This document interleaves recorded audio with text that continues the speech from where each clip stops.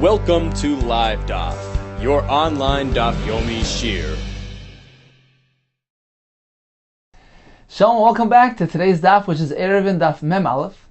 On the bottom of Daf Mem Amud Beis, 3 lines from the bottom, says the Gemara, V'Amar Rabba, Ki Havinon Bei Rav Huna. When we were at the yeshiva Rav Huna, Iboilan, we had the following shaila. Bar Bei Rav, this yeshiva man, the Yosef B'Tanisa, B'Mali Shabbata, who was observing a tanis, accepted upon himself to fast on Erev Shabbos, to do tshuva, preparation of Kedusha Shabbos. The question is, Ma'u Lashlume, is he allowed to, does he have to, complete that tanis until Shabbos? Perhaps he should not do that because he's going to be entering Shabbos in a state of hunger, a state of deprivation, in a state of fasting. So although he's not explicitly fasting on Shabbos, but since it's inevitable, he's going to be entering Shabbos in that state, perhaps that's a problem. There's another point here, because he can't really pinpoint the exact moment when Shabbos enters. So he's going to have to fast a bit into Shabbos as well, which is inevitable. So perhaps he might not do that. So that's the shaila. Ma'ula shlume. Can he go ahead and be mashlim that tanis, this tanis rishus, this arbitrary tanis that he accepted upon himself? Can he be mashlim it? Can he complete that day with tanis? Does he have to do that? Well, Yahava b'yadei, so Rav Huna didn't really have a response. Asoyil kamei de Rav Yehuda. So this is Rav Huna speaking. I came before Rav Yehuda and I presented to him this question. Well, Yahava b'yadei, and he also did not have an answer. Amar Rava, or some say Amar Rabba. So it was Rabba himself who proceeded to say like this. Nechzai anan. Let's take a look. Let's analyze it on our own. The Sanya, we have a brayso, Tes ba'av shechal yes b'Shabbos. If Tisha B'Av, the fast day, falls out on Shabbos, v'chein erev Tisha B'Av shechal yes b'Shabbos. Likewise, if erev Tisha B'Av falls out on Shabbos, and Tisha B'Av is on Sunday, so although generally speaking, Rashi brings that the last Suda of erev Tisha B'Av is meant to be a very small-scale meal. One is not meant to have 2 cooked foods, no meat, no wine. Says the Brisa, but since it's Shabbos, you're unlimited, you're unrestricted. You can eat and drink as much as you'd like without any limitations. And you go ahead and create this meal, a lavish meal, like Shlomo Melech at his height when he was a king. So this is the halacha of Shabbos. Continues the Brisa, Erev Shabbos. What if Tisha B'Av falls on Erev Shabbos? In which case, you need to fast on that day. Says the Brisa, but you don't complete, you're not mashlim that tainus. So towards the end of the day, they serve him a food which has the amount equivalent of the beitza volume to break his fast. And he eats it. So you shouldn't enter Shabbos in a state of suffering, a state of fasting. So according to this shita, no, one is not meant to be mashlim a tanis that he's doing on Erev Shabbos. He's not meant to enter Shabbos in a state of fasting. That's like fasting partially on Shabbos itself. V'tanya Omar Rabbi Yehuda, Pam Machas. There was once a time Hayunun Yoshvin Fir Rabbi Akiva. He was sitting before Rabbi Akiva. V'tisha B'Av Shecholes Be'erev Shabbos Hoya. And it was this very same halacha. We had Tisha B'Av falling on Erev Shabbos, and we were fasting. And they served him a partially cooked egg. He swallowed it without salt. He personally had no desire for it. He wasn't hungry. He did it to display, to demonstrate to the Talmidim. And this is the proper halacha. When one has to fast on Erev Shabbos, whether it's a Tisha B'Av fast, or as we discussed earlier, the tanis that the Barbi Rav is observing, either way, you must go ahead and terminate that tanis before Shabbos' arrival. You can't go into Shabbos in a state of deprivation. So that's the shita of Tanakam of Rabbi Yehuda. Rabbi Yossi Omer, Misano Mashlim. Actually, you went to complete the tanis. There's no concern with entering Shabbos in that state of deprivation, as we're soon going to see. So we seem to have a machlokes regarding our question. When a person fasts on Erev Shabbos, Is he meant to be mashlim to complete that fast into Shabbos, or be mafsik that tanis before Shabbos?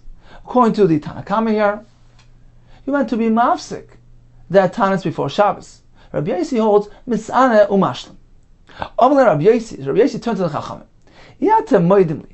He's going to prove his point that one may go ahead and be mashlim a tanis that is conducting an Erev Shabbos. He says like this: do you not agree to me in the following case? What happens if Tisha B'Av falls out on Sunday? Then inevitably he's going to have to stop eating at the end of Shabbos when it's still daytime. As Tosfos points out, because it's very hard to define the exact moment when Shabbos is over and Sunday arrives, so you must stop a bit before nightfall. So you see from here that you can go ahead and complete the Shabbos with a tainus. Okay, so that was his question. Do you agree with me that one is meant to be mafsik from eating boydiyim while it's still daytime at the end of Shabbos? Amar lo aval, yes, certainly. So he told him, if that's the case, so what's the difference between ending your Shabbos in a state of fasting or beginning the Shabbos in a state of fasting? In either case, it's only just a small amount of time. It's not a significant tanis that's being conducted here. And just as you could leave Shabbos in a state of fasting, likewise, you should be allowed to enter Shabbos in a state of fasting. So if the tanis falls out in Erev Shabbos, you have to be mashlim that tanis, although you're coming into Shabbos in a state of fasting. Amalam, so he told him, Mali lekanas bog shemuna. What's the difference between coming into Shabbos in a state of deprivation, a state of suffering, a state of fasting, Mali losis menach shemuna, or leaving Shabbos in that state? Meaning, if you can leave Shabbos in a state of tanis, you should be allowed to enter it as well. So just as you agree with me, when Tisha B'Av falls out on Sunday, what happens? Inevitably, you're going to have to stop before nightfall. So the end of Shabbos is going to be in a state of tanis. Likewise, if there's a tanis on Friday, you're meant to be mashlim that tanis, despite the fact that inevitably you're going to be entering Shabbos in that state of deprivation. They responded to him, how could you compare two things? Well, when you speak about leaving Shabbos in a state of tanis, that's not so terrible. He has eaten and drank the whole day. He's not hungry. He's not deprived. It's after a whole day of eating and drinking. So certainly that's okay. Toimar, how could you compare that to the likanas b'shemuna? How could you say, well, if so, he can go ahead and enter Shabbos in a state of deprivation. He hasn't eaten, nor has he drank the whole day. He's fasting all Friday. So he's entering Shabbos in a state of tanis. It's like he's partially fasting on Shabbos. Therefore, they responded, you can't compare two things. And they hold that indeed one is not meant to be mashlim a tanis that's conducted on Shabbos. Because otherwise, you're going to be fasting on part of that Shabbos. Ula concluded that halacha follows Rabbi Yossi, who holds that one is meant to be mashlim a tanis of Erev Shabbos. So this was the conclusion of Rabbi. He says, let's analyze the halacha in this case. The conclusion is, it was a machlekes tanaim, and Ula concluded for us and went to follow Rabbi Yossi, misane umashlim. Says the Gemara, umi abdina Rabbi Yossi. Does halacha really follow Rabbi Yossi, who holds that one is meant to complete the tanis of Erev Shabbos? V'avraminu. V'kash more bryce. V'ramini ein goyzerin tanis alat tzibur. We're speaking about establishing the fast days when there was a rain stoppage. So not meant to establish a tanis, a public tanis, Rosh Chodashim, B'Chanukah, B'Purim. These are days of Yom Tovim, of Mayed. We're not meant to initiate a fast day on these days. But v'mischilu ein mafsikin. What happens if they've already initiated a series of fast days, and sometimes throughout this series of fast days, they've encountered one of these days, Rosh Chodesh, Chanukah, Purim, then we don't disrupt the sequence of fast days. Ein mafsikin, and we fast even on those days. Divrei Rabban Gamliel. Amar Rabbi Meir, you're meant to know as follows. Aval pisha Amar Gamliel, ein mafsikin, even though Rabban Gamliel just told us, we're not meant to disrupt the fast days. We're meant to fast even Rosh Chodesh on Chanukah Purim. However, he agreed that you're not meant to be mashlim, to complete the fast days. Fast, fine, but towards the end of the day, terminate that fast. It's not meant to be a complete fast day. It's meant to be a partial fast day. The Gemara soon is going to call it a tanis shois, a partial fast day. So even he would agree that you're not meant to be mashlim when the fast day falls out on Rosh Chodesh Chanukah Purim. V'chein, the same concept will apply b'tesbav shechalias b'erev Shabbos. If Tisha B'av falls on Erev Shabbos, so today we don't have that because we run according to the calendar system. But this would happen in time of Hamikdash. Tisha B'av can fall on Erev Shabbos. It says Reb Meir that Reb Gamliel held that in that situation you wouldn't complete the tanis. Rather, you would terminate it prior to Shabbos, so that you don't walk into Shabbos in a state of fasting.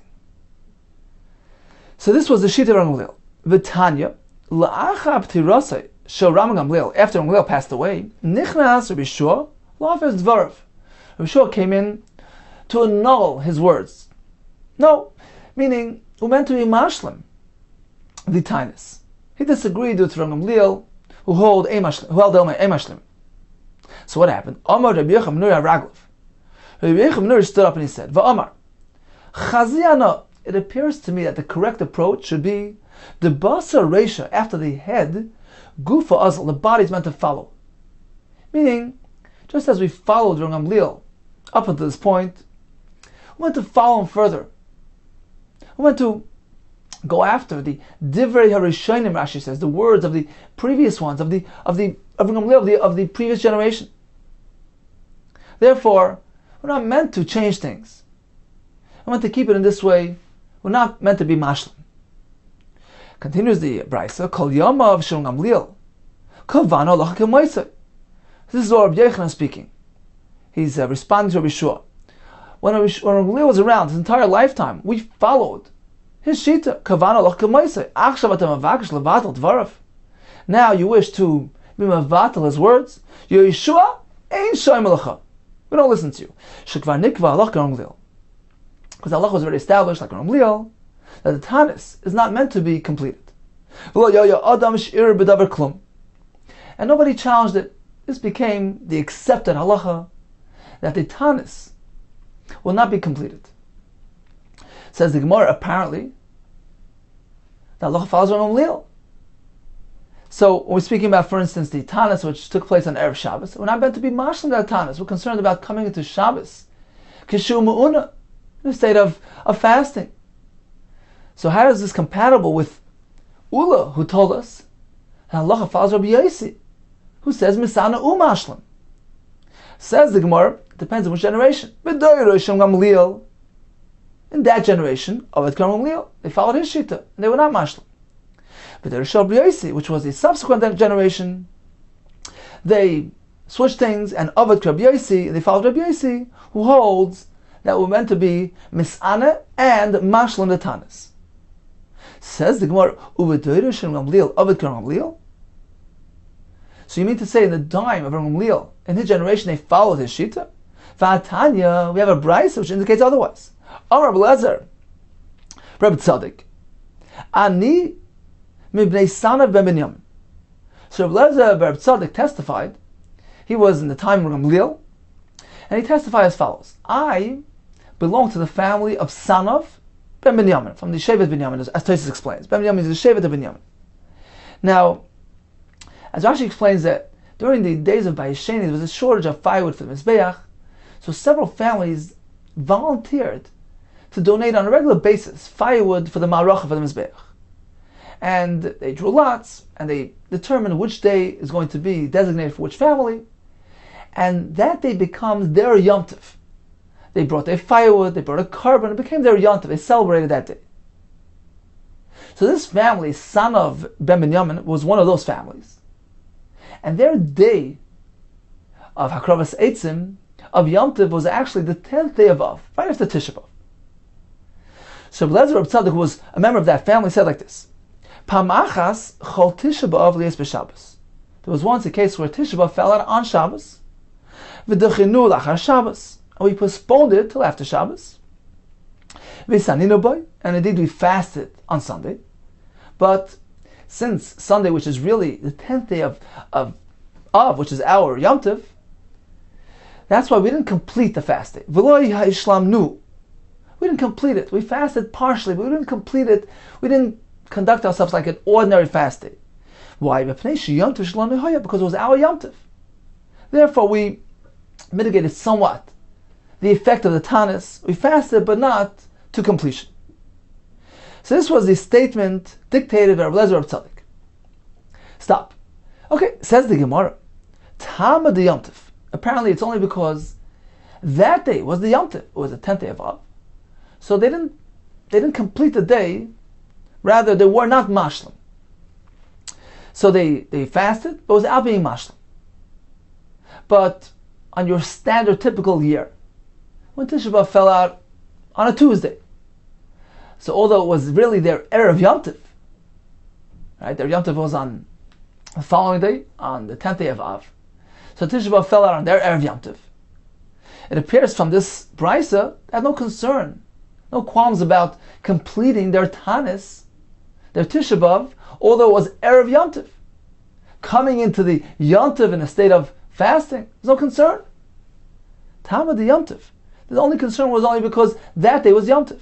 So they didn't complete the Tanis. Ha-Erev Yom Tov. But on your typical year, when Tisha B'Av fell out during the weekday, and it was the day prior to Asara B'Av, which was their Yom Tov, Mashliman, they would complete their Tanis. So apparently, even during the Doir of Rabban Gamliel, right, this was the Doir of Gamliel, they didn't conduct themselves according to his Shita. He also not meant to be Mashlim on Erev Shabbos. Here we see they had no concern, no hesitation to be Mashlim their fast day, even though it was the day preceding their Yom Tov. Amar Avina, how could you compare Shabbos and this Yom Tov? This is a Yom Tov D'Rabbanan. Doesn't have the same weight as Shabbos. Sham the Yom Tov Shel Divrayim. Here it's different. This Yom Tov that they observed was a Yom Tov Shel Divrayim, a D'Rabbanan Yom Tov. So, just as we just learned that even when it was the actual day of their Yom Tov, they would fast, although they wouldn't complete the fast day, but they would fast. Right? That was a story where Tisha B'Av was postponed to Sunday, which was actually the 10th day of Av, which was their Yom Tov. Rabbi Eliezer told us they fasted on that day. A Tanis Shah is a partial fast day, okay. But that's something unique to a Yom Tov D'Rabbanan. That wouldn't be allowed on Shabbos. On Shabbos, one is not allowed to fast even a partial fast day, even a Tanis Shah. So since we see that Yom Tov D'Rabbanan has that kula that allows them to fast partially, so likewise, on the day preceding that Yom Tov, you could complete the Tanis. Although you're entering the Yom Tov in a state of fast, that's okay because it's no worse than a Tanis Shais on the actual day of their Yom Tov. Therefore, there was no concern there. As opposed to Shabbos, where one may not fast even part of Shabbos day. Even a Tanis Shais is not allowed. Because the Shabbos Oineg is meant to be a day of delight. Some say it's Minat Torah even. One is not allowed to fast on Shabbos. So since you can't even fast part of Shabbos, likewise, when the Tanis day is Erev Shabbos, you're not meant to complete that Tanis and enter Shabbos in a state of fasting. Says Amar Avina, Shana Yom Tov Shel Divrayim. We're speaking about a Yom Tov D'Rabbanan, that's different. Just as you can conduct a partial fast day on the actual Yom Tov, as we just saw, Mashlimu B'Arviyos. Likewise, you can be mashlim at Tanis that takes place on the Erev, on the day preceding that Yom Tov, because at most it's only a partial fasting that's happening. In contrast to Shabbos, Hoil ve'emasana b'shoy, since certainly one is not allowed to conduct even a partial fasting on Shabbos, a mashlim b'arviyos. Likewise, you may not be mashlim the fast day that takes place on the day preceding Shabbos, because inevitably you're going to be entering Shabbos in a state of fasting, and it's like fasting on part of Shabbos. Let's take a look at Rashi inside. So it's 22 lines from the bottom. Beginning with the word Shana Yom Tov, the carbon. This is different. Kigoin Hai, the carbon eitzim, Hoyel v'kalu, since we find that it's lenient. Shemas Anu by the Shois, Kedektani v'saninu boy, As we just said, they would fast on that day if Tisha B'Av was postponed to that day. So since it has that kula, lefichach mashlim b'arviyos. For that same reason, you can go ahead and complete the tanis that takes place on the day preceding that day. K'loimar, mutar lahashlim erev oisei Yom Tov, u'lukanos l'seicha k'shumona. There's no concern with entering that Yom Tov in a state of fasting. Dehafilu b'ikore, mutar l'sano b'ktas hayom, because even in the actual day, one is allowed to conduct a partial tanis. So that's when it comes to these days. Avol Shabbos, she'asal l'sano b'anas b'ktas l'shem tanis. Shabbos one is not allowed to even do a mitzvah tanis, even a partial tanis. Therefore, asanami lahashlam by arviyos, one is not allowed to be mashlam complete the tanis that takes place on the day preceding Shabbos. Why? Here's the punchline: Mashlim erev Shabbos. If one completes the tanis on erev Shabbos, misana b'miktzas Shabbos, we treat it like he's fasting on part of that Shabbos. So the point here is that if a person actually designates the entire day as a fast day, that would be us even by Yom Tov D'Rabbanan, like Chanukah, Purim, etc. But if it's only a Tanis Shois, he's fasting on part of that day, that's not really designating the day as a Yom Tanis. It's just a personal expression. He's personally refraining from eating on that day. So when it comes to Yom Tov D'Rabbanan, that's mutar. And just as the Tanis Shois is mutar, likewise a person can go ahead and complete a Tanis which takes place on the day preceding to that Yom Tov D'Rabbanan. But when it comes to Shabbos, not only can't you designate the day as a Yom Tanis, you can't even have a Tanis Shois, that personal refraining from eating on part of that Shabbos. And likewise, you can't go ahead and complete the Tanis which precedes Shabbos, because inevitably you're going to be entering Shabbos in a state of fasting, which is considered like a Tanis Shois. Continues the Gemara, 7 lines from the bottom, Amar Rav Yosef, Lo yishmiel li hashmata. I haven't heard this statement that Ula said, the halacha follows Rav Yossi, that we meant to complete, to be mashlam the tanis on Erev Shabbos. Amali Abaye, at amras ni'alon. Actually, you yourself taught us that halacha. Ve'aha amras ni'alon, and it was with regards to the following brisa that you had dictated that halacha to us. And Rashi explains that Rav Yosef fell ill and he forgot his learning. And this is mentioned many times in the Gemara, that Abaye would remind him of things that he himself taught them. So you taught us this halacha on the following brisa. Ein goizer in tanas al tzibur, b'Rosh Chodesh and mechulu.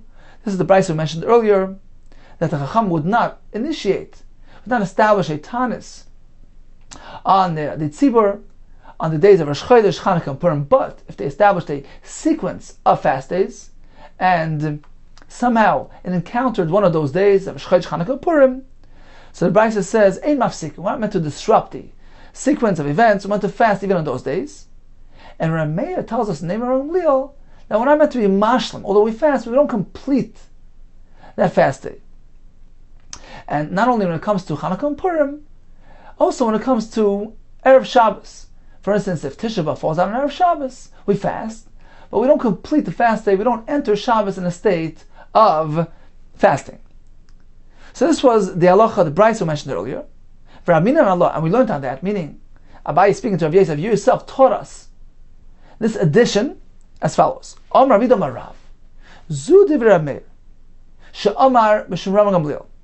This is Rav Meir speaking in the name of Gamliel, that we're not meant to complete, not meant to be mashlam the tanis. But you meant to know that the shittas chachamim is, and we're meant to follow this shita. This is shittas chachamim. Mis'anu mashlam. When you fast, you complete. So the fact that Abaye is quoting Rav Yehuda, the name of Rav, who says that the Chachamim hold, we're meant to complete the fast day. Apparently he's relating to Rav Yossi here with the term Chachamim to indicate that this is how we're meant to follow. This is the halacha. Says the Gemara, my love, achulu. Shall we not say that this statement pertains to everything mentioned in that brisa, to Chanukah and Purim, and also to the Tisha B'Av that falls out on Erev Shabbos, that we meant to complete the fast even though it's leading into Shabbos, in a state of fasting? Says the Gemara, Loi, Chanukah Purim. When Rav Yehuda tells us the name of Rav, that the Chachamim hold we meant to complete the fast day, which indicates that this is the halacha. He wasn't referring to the Erev Shabbos halacha, because leading into Shabbos, that's problematic. You're not meant to enter Shabbos in a state of suffering. Rather, he was specifically referring to Chanukah and Purim, In those cases, he holds halacha follows mis'ano mashlim, meant to complete those fast days. But when it comes to Shabbos, certainly not. Says Gemara, this seems to be the correct approach, that he wasn't referring to Shabbos. Why? Because if you maintain that Rav Yehuda, who's quoting Rav, and saying that we're meant to complete the Tanis, is referring to even Erev Shabbos, that wouldn't work, because it's inconsistent with the incident with which we began our sugya. Habayim Rav Rav Yehuda. Wasn't it Rav who asked Rabbi Yehuda this very question? A fast day in Erev Shabbos, does it require Hashlama? Really partially. He didn't have a response. So how could it be that over here he's telling us, yes, we're meant to be mashlim? How is this consistent with the fact that he didn't have a response to this question? So apparently he's not referencing Erev Shabbos.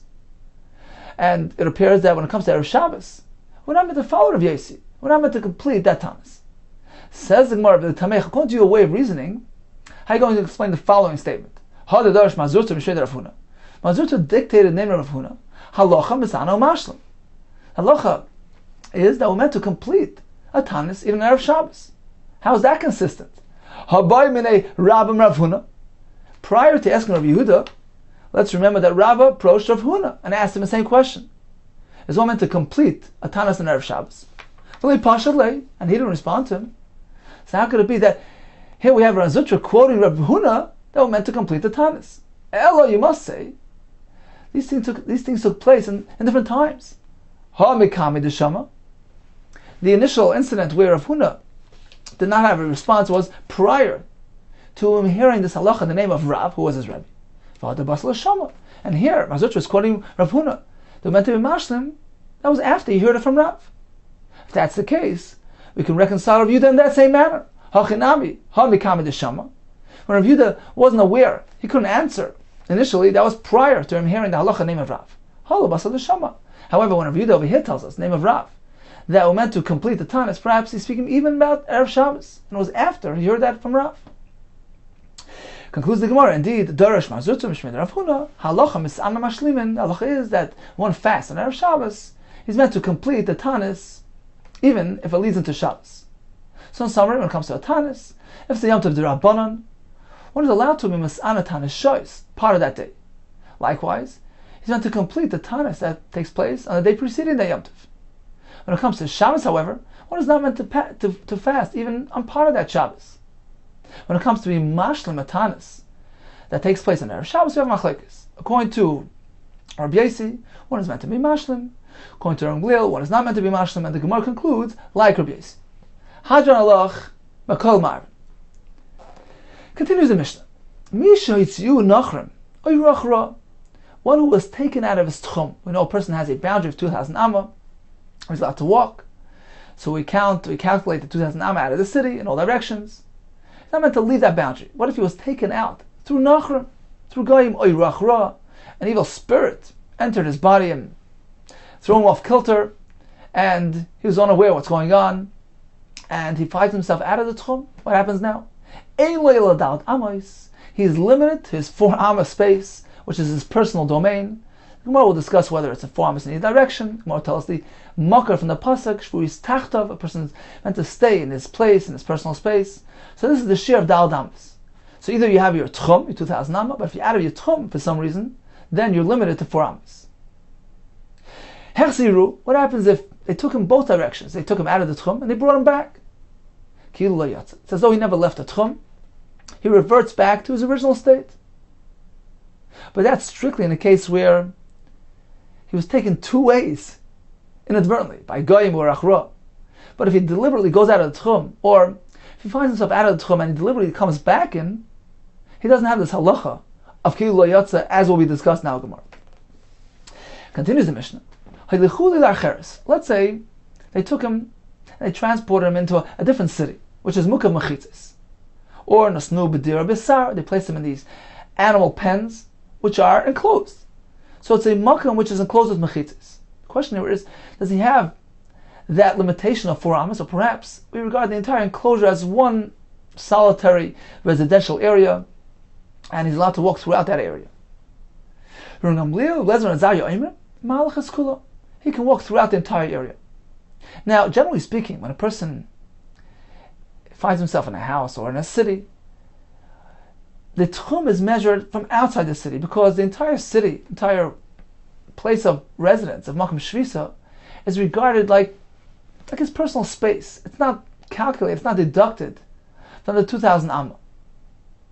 But that only pertains to where a person was actually Shoivis, he was there during Ben Hashmashis. That became his Shabbos residence. In contrast to this case, where this fellow arrived here on Shabbos.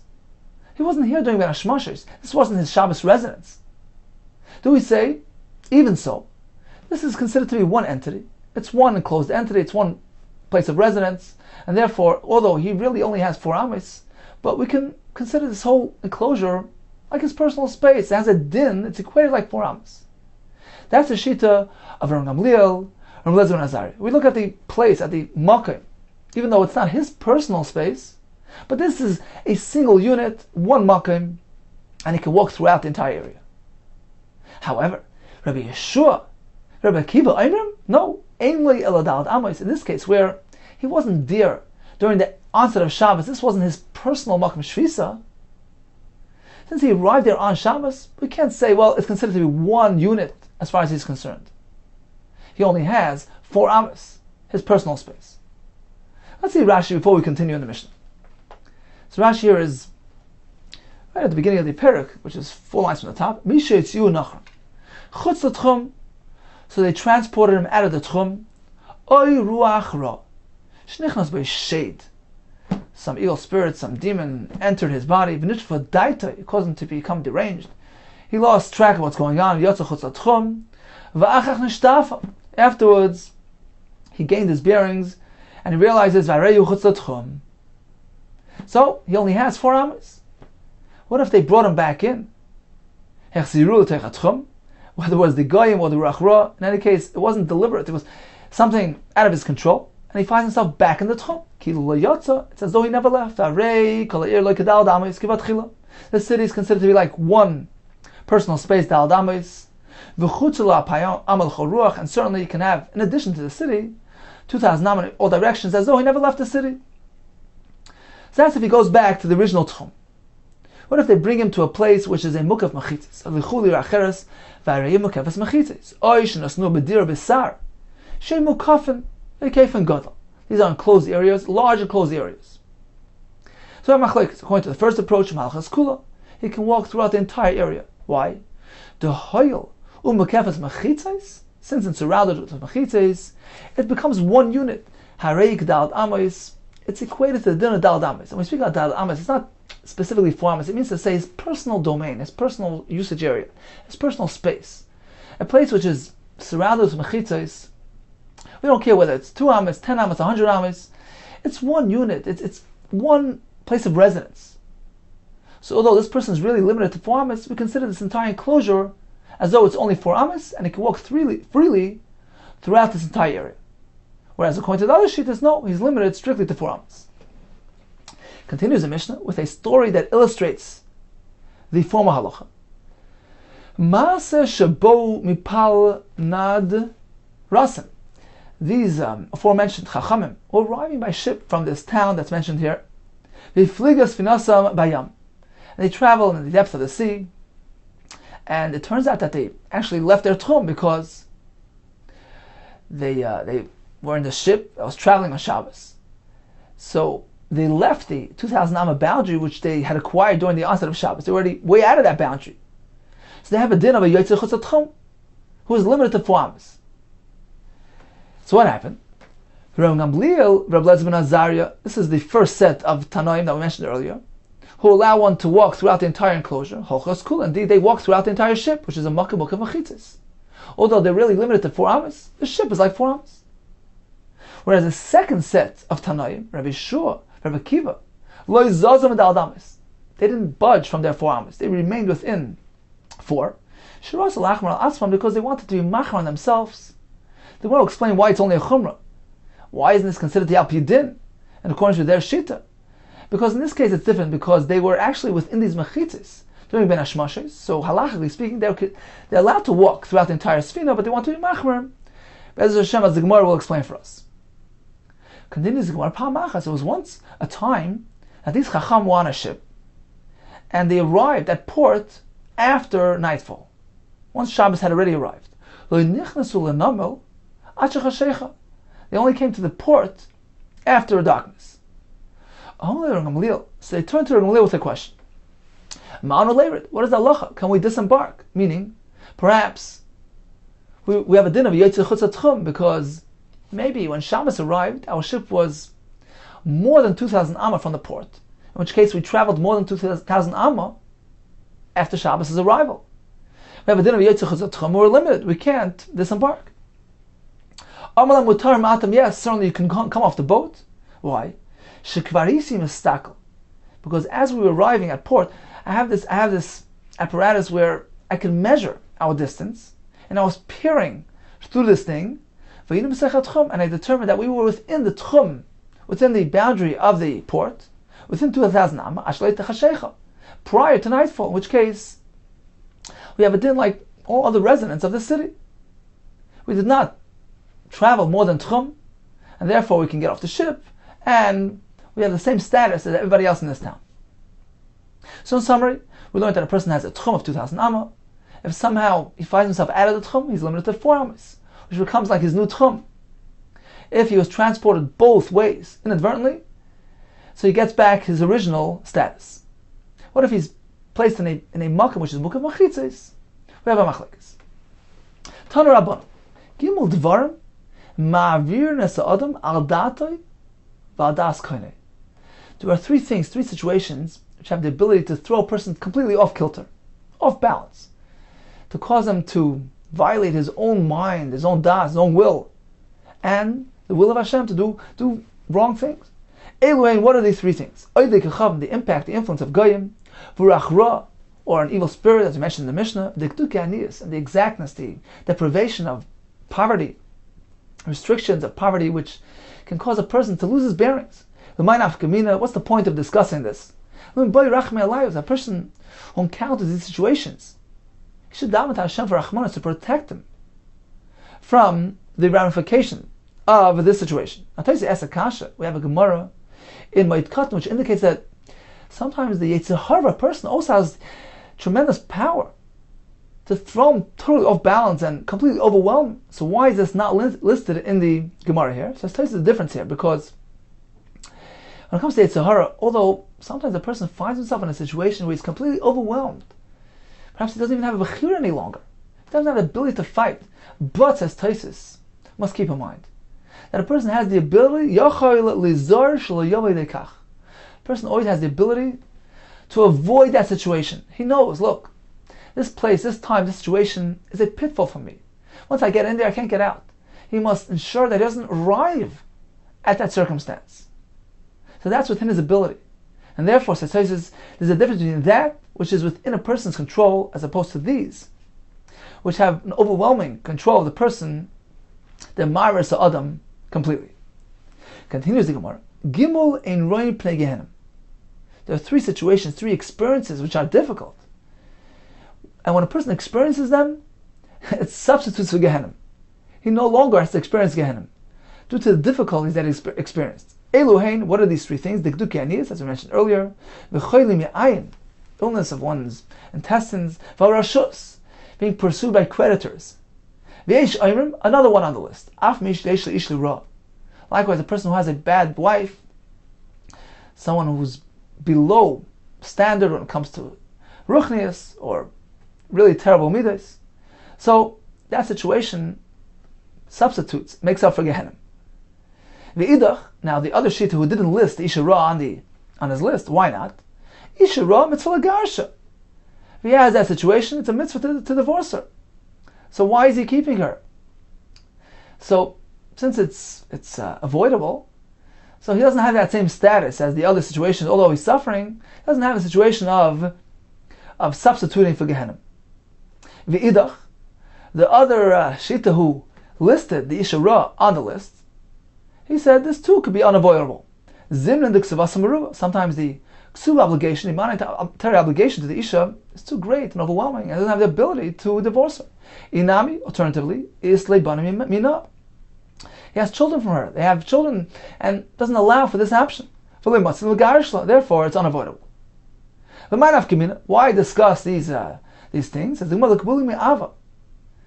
order that a person should adopt the right attitude. If he experiences these difficulties, he should know that it's instead of Gehenna, it's Mechaper on him. In fact, the Gemara in Brachas Avhei says, when a person experiences Yisurim, the ideal approach is to Mekabel Mehava.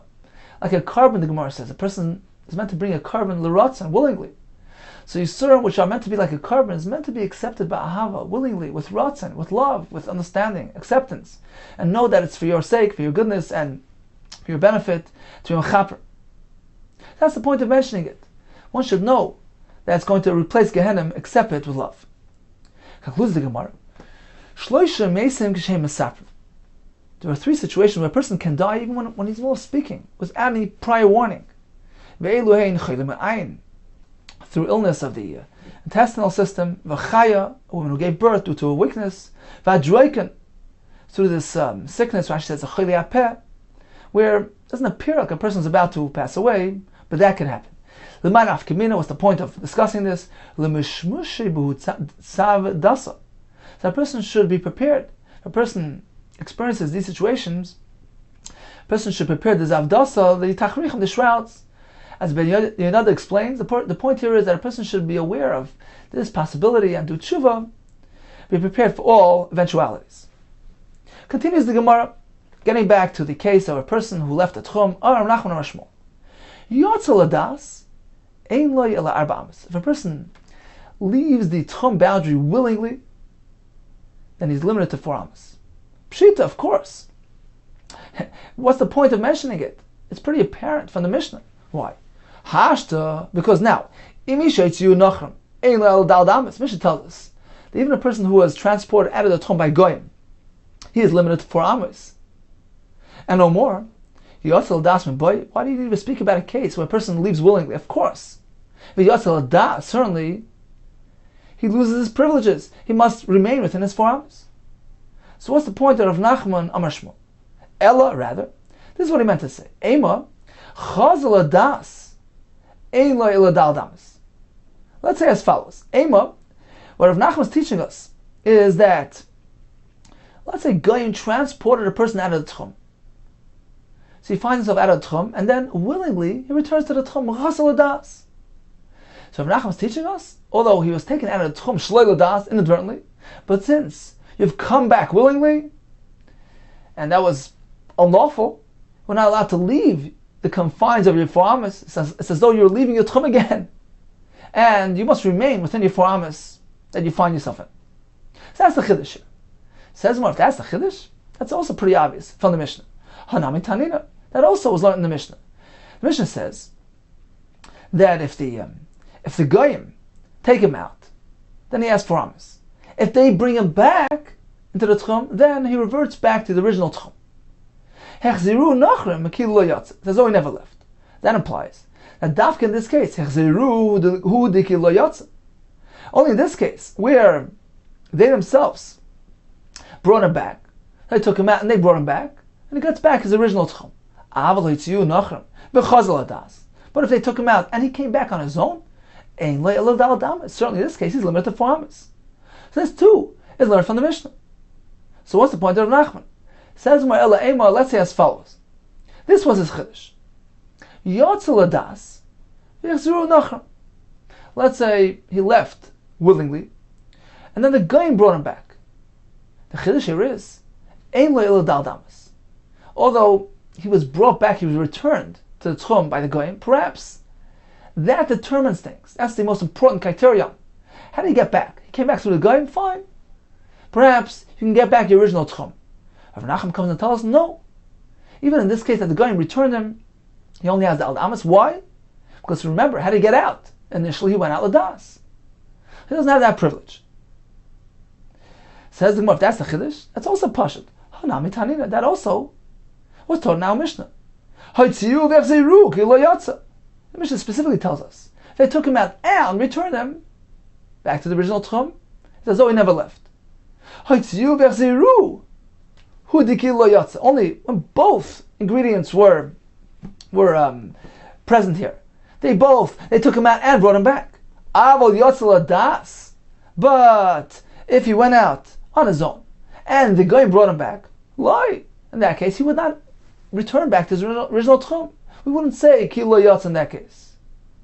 So the wording of the Mishnah itself indicates to us this halacha is correct. So why does Rav Nachman need to teach us the halacha? Says the Gemara, perhaps one can interpret the Mishnah in a way where he would not know this halacha. Perhaps I can say, let's start in Ketani. We went to learn the Mishnah in sections, in segments. The Mishnah begins by saying, Misha Yitziu Nachram, V'chazal Das. So the initial halacha of the Mishnah is, the Goyim took him out, but then what happened? This isn't found in the wording of the Mishnah, but we're going to assume that was the end of the story. They took him out, but he came back willingly, V'chazal Das. In this case, he's limited to 4 amos. That's the first halacha of the Mishnah. Then the Mishnah continues, Hechziru, which is an entirely different scenario. We're speaking about a case where he went out himself, and the Goyim returned him. Avol yotzal das ve'echziru nachrem. The Mishnah is telling us ki lo yotza. In this case, since he was brought back to the original tchum by the Goyim, that determines matters. That sets the halacha. If they brought him back, fine. Then you go back to the original tchum. So perhaps that would be a way to learn the Mishnah. Don't learn the Mishnah as though it's referring to one case. The Mishnah is saying the Goyim took him out and brought him back, and only there can he revert back to the original tchum. Mishnah is actually meant to be split into 2. Mishnah begins by saying, Misha Yitziu Nachram, if they took him out, but then he himself decided to come back on his own. In this case, since you've arrived back at your tchum on your own, you don't get original privileges. You don't get back your first tchum. You stay with your 4 amos. That's the first halacha. The second halacha was, let's say he himself went out, but the Goyim brought him back. Oh, the Goyim brought him back? Okay. Then he can get back the original tchum because it's the last leg, it's that last event which determines things. How did he get back to the tchum? Through Goyim? Okay. Then we don't consider it as though he himself deliberately left his tchum of Daled Amos, which was granted to him outside the tchum, and deliberately left that and came back in. The Goyim brought him back. Okay, so now you can have the original tchum. So that would be a way to learn the Mishnah. Kamash Malon. That's why Rav Nachman comes to tell us in the name of Shmuel, it's not the case. The only way a person can go back to the original tchum is if he was transported in both directions by the Nachman. So in summary, we learned about a person who's yoytze chutz tchum.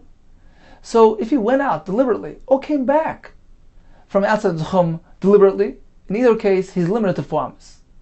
Even if he went out shalei l'das, for instance, Goyim transported him out of the tchum, he's limited to 4 amos. But if he was transported both ways, shalei l'das, out and in this case, he reverts back to his original tchum, ki'ilu lo yatz. What if he finds himself in a place which is mukav machitzes or machlekes? According to Gamliel and Rav Azariah, he can walk throughout the entire enclosure. According to Rishon Akiva, he only has his 4 amos. Continues the Gemara, 7 lines from the bottom. Bo minei Rabba, they asked the following question of Rabba. A person finds himself out of the tchum, he's limited to 4 amos. And hutzruch l'nekavav. Now, he needs to tend to his personal needs. He needs to go find a place which is suitable for that. A place which is tzanua. Ma, what is the halacha? May he leave his 4 amos to go find that place. Amalem, so Rabbi responded, certainly he can. Gadol kavod habriyos. Human dignity is so great and important. Shadoiche es lo yisaseh b'Torah has the ability to override lo yisaseh in the Torah. Here it's in reference to the Isat Chumen, which is actually the Rabbanon, which is based on the pasuk lo yisaseh. We're not meant to deviate from the instruction of the Chachamim. So that's why the Gemara calls it a lo yisaseh. So you can go ahead and override Isat Chumen, leave the 4 amos to go find himself a makam which is modest, which is sanua, to attend to his needs. Amri Nahadoi said as follows: if this fellow is a wise man, this is what he should do. When he goes searching for a suitable place, he should head back to his original tchum. Perhaps he's going to find that place that he needs inside the tchum. Ayil tchum, let him go back to the direction of the tchum, and once he gets in there, once he finds himself inside his original tchum, oh, he's in there. And this way, he has his original tchum because he was allowed to do this walking. It was bershus. It wasn't unlawful. Hacham allowed him to go find this place. So it's like the case where the Goyim brought him back to his original tchum. So once he finds himself in his original boundary, then he reverts back to the original state, and he's like everybody else in that town. Let's take a look at Rashi. So off to the left, about 7 lines up from where we're holding in the Gemara, Rashi begins with Hutzach on the Kavav. This fellow who was transported out of the Tchum by Goyim, he needs to tend to his needs. Can he leave the 4 amos? And Rabbi responded, certainly he could, because Chavod Bris is doiche, es loises shebetoira, lav lois saser, which tells us we're meant to listen to the instruction of the Chachamim. And here as well, it's the Rabbanim, Tchum and Namid Rabbanim. And then Ardoi added, Ipikechu, hi the nisach l'nakav, this fellow is a pikech. V'yavu l'Rabbanan rishus, l'meipag chutz l'arbamas. This fellow, who the Chachamim granted permission to leave his daldamas, this is what he should do. He should go back in the direction of his tchum. Ay l'tchuma, v'chivan da'al al. Once he's entered, he's entered. Umuter, ki lo yotze, as though he never left the town. Because he came back in with permission. And it's no worse than the case where a person was transported out of the tchum and back in through the goyim, in which case he reverts back to his original tchum. Now the Ritva points out this halacha of Nardoi, that if he finds himself back in his tchum, he can regain the original status. That's only in the case where he was transported initially out of the tchum by goyim. So since he was taken out against his will, and now he came back, he returned to find the Beis HaKisei, then he reverts back to the original tchum. Ki lo yotze. But if you have a case where initially he left willingly, ladas, unlawfully, so although now in search of a Beis HaKisei, he finds himself back in the original tchum, we won't say ki lo yotze. As we learned earlier in the Gemara, that only applies where in both directions it was done lawfully.